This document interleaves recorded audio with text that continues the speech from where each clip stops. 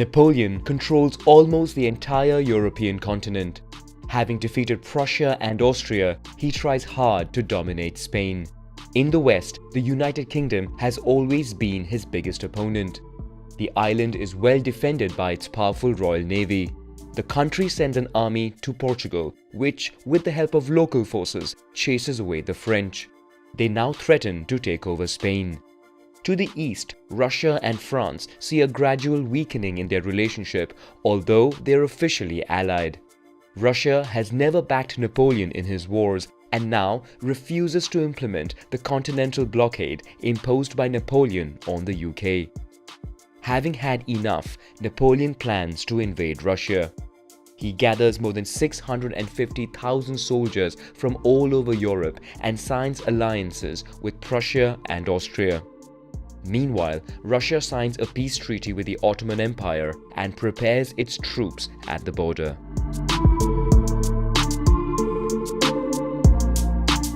Napoleon hopes for a blitz and an easy victory that would force the Tsar to negotiate peace.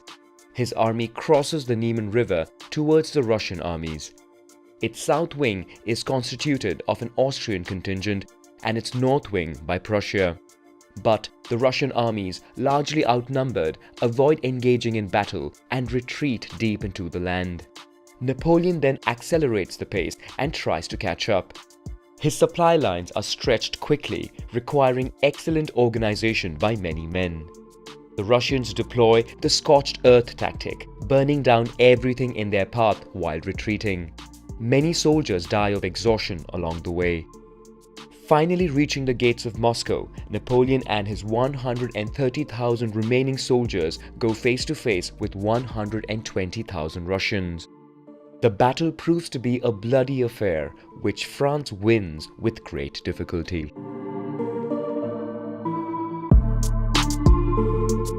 Napoleon and his 100,000 men enter Moscow, which was evacuated. A week later, Russian soldiers set fire to the city. During 5 weeks, Napoleon tries to negotiate peace with the Tsar, but receives no response. Eventually, as winter is coming, Napoleon is forced to retreat. Along the way, the troops at the back of his formation are subject to constant attack. Further west, 2 Russian armies prepare to block his retreat. Napoleon understands that he must hurry if he does not want his army to be annihilated. His troops, exhausted and starving, now suffer from the frost and snow. Horses die of exhaustion and are eaten, while the artillery is abandoned. When they reach the Berezina River, a Russian army is stationed in front of the bridge to block them. Napoleon discreetly sends men further north to build 2 bridges. Eventually, while the French troops cross the river, the Russian battalion approaching from the north reaches them.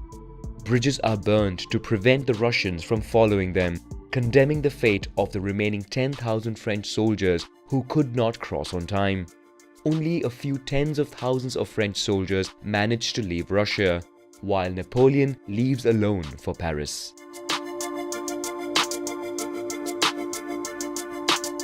Upon reaching Paris, Napoleon moves quickly to raise a new army.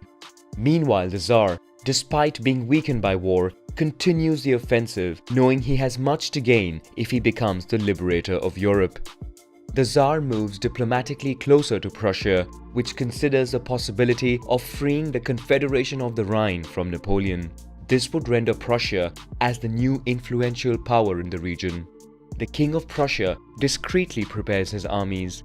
Austria chooses to be neutral for the moment, while the Confederation of the Rhine remains loyal to Napoleon. Once the Russian army is at the gates of Berlin, Prussia declares war on France. Together, they leave for Saxony to fight what is left of Napoleon's great army. But the latter is joined by Napoleon's new army, and with a few victories, they force Prussia and Russia to seek a truce. Meanwhile, in the Iberian Peninsula, Wellington's army, along with the Portuguese and Spanish forces, seizes Madrid and is preparing to expel the French from the country.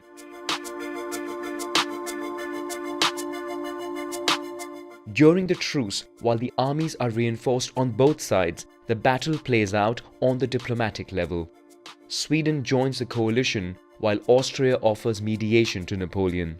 Austria suggests to restore the so-called natural frontiers of France in exchange for peace. But Napoleon does not take up the offer and Austria joins the coalition. The truce is broken, causing the three great armies to march on to the Confederation of the Rhine. Their advance forces Napoleon to play the defensive card. He retreats to Leipzig, where a decisive battle involving 500,000 men takes place. During 3 days, the French and their allies resist the offensive, but besieged on 3 fronts, they finally must retreat. During battle, the only functioning bridge is destroyed too early, condemning a third of the French army. Napoleon crosses the Rhine with only 70,000 men, while the Confederation of the Rhine joins the coalition. Meanwhile, in Spain, the French army, chased by Wellington, is pushed back to the borders. France is besieged from all sides. The French armies, completely outnumbered, resist as well as they can the advance towards the country. But the coalition eventually enters Paris. Napoleon, who is in Fontainebleau, is forced to abdicate.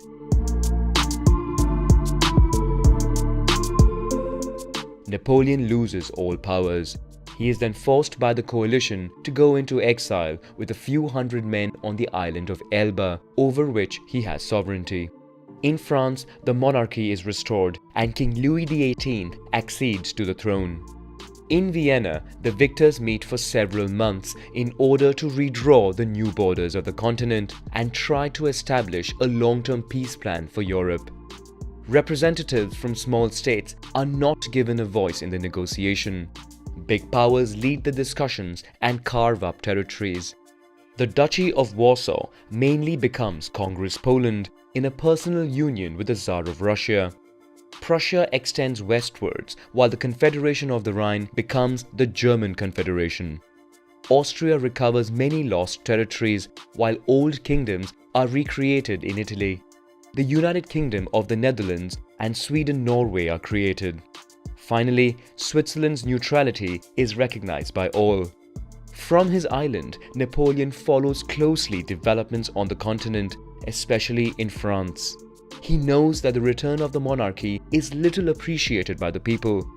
For one last time, he would decide to try and regain power. He secretly leaves for France.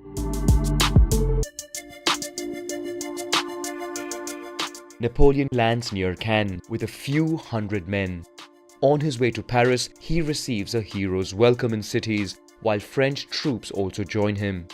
When he reaches the capital, the king has already fled and Napoleon gets back power. But in Vienna, heads of state form a 7th coalition. Napoleon prepares the country for war. In the Netherlands, an army under the Duke of Wellington's command is prepared, while in Prussia, Blücher's army goes to join him.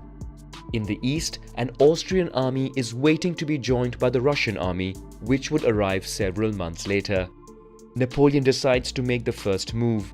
If he can prevent the armies of Wellington and Blücher from joining forces, he may then also be successful in preventing the Austrian and Russian armies from doing the same. He leaves immediately with 125,000 men.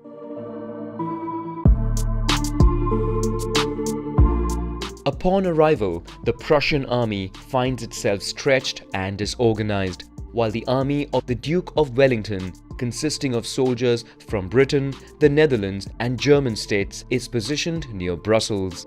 Napoleon just about manages to prevent both armies from joining forces and pushes them both further north.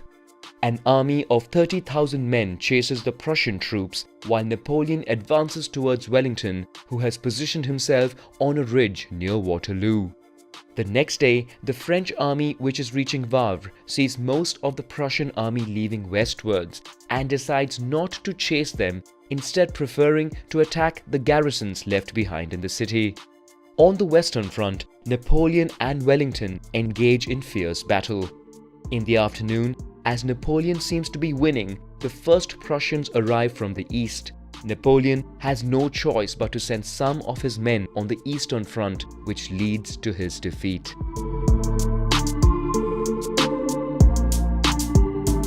Napoleon goes back to Paris and tries for the last time to form an army, but the government refuses. He then leaves incognito to Rochefort, where he hopes to board a ship for the United States. But British soldiers are checking the port. After wandering for several days, Napoleon, aware he's a wanted man, tries his luck and asks the British to take him to the United States. But instead, they take him to the island of St. Helena, which would become Napoleon's last prison. Isolated and closely surveyed in the middle of the Atlantic Ocean, he would no longer be able to influence anyone anymore. He writes his memoirs, eventually falls sick, dies on May 5, 1821, and is buried in the island. In 1840, his remains are unearthed and brought back to the Invalides in Paris. To this day, it serves as Napoleon's tomb.